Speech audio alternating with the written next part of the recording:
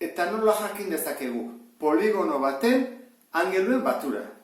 Hortarako triangelua da oinarria. Badakizue triangelu batean 3 angeluen batura zenbaden, ezta? 180. Lau aldekoak zenbat ditu? 2 triangelu. Ikusten ez zuen, orduan izango da bikoitza 360 gradu. Eta pentagonoak, hemen ikasita, lortzen ditugu 3 triangelu. Orduan zenbat da 540 gradu. Eta hexagono batek, goazen guztiak, 1, 2, 3, 4 lortzen ditugu. Orduan 720 gradu. Hori no jakin dezakegu. Orduan 3 aldekoak 180 gradu. 4 aldekoak 360 gradu. 5 aldekoak 540 gradu. 6 aldekoak 720 gradu. Eta horrela nahi ditugun arte.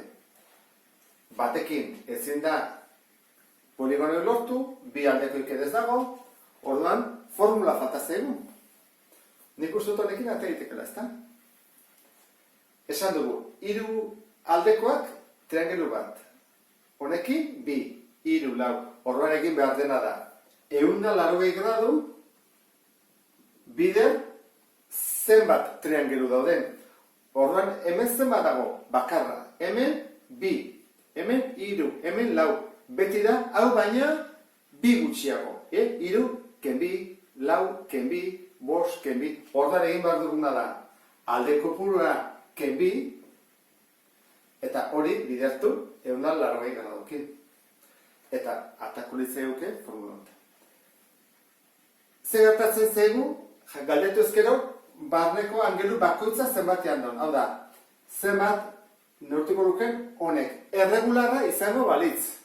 Beti bezala, erregularra. Zer irregularra baldin bada, adibidez, esan dugu bezala, horrela baldin bada, angelu dena desberdina dira. Erregularra baldin badia. Bakizue, poligono erregularrak direla alde guztiak eta angelu guztiak berriak dituztenean.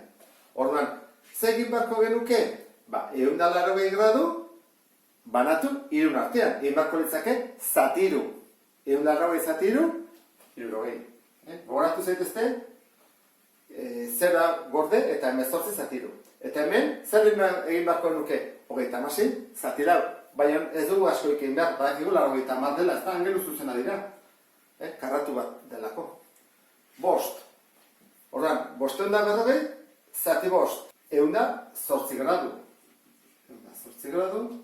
Eta 720, zati 6. Izango da 120 gradu. Eta horrela. Ikusten zuen bezala, zabaltzen ari dira, geota zabalagoa, baina erregularra denean ez dira inoz iritsiko 180 gradu. Gero arte, ondo izan.